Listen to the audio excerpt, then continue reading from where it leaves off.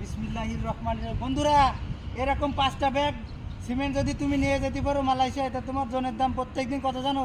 মাত্র 250 রিঙ্গিত। বাংলাদেশে কত টাকা জানো?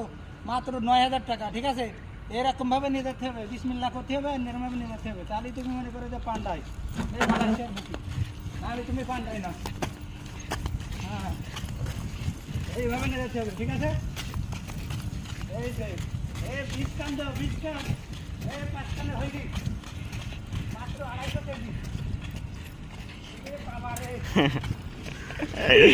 এই ভিডিও ভিডিও চলছে, ভিডিও ভিডিও পাচ্ছি না, ভিডিও করি। এই যে 250 কেজি নিয়ে যাচ্ছে মাত্র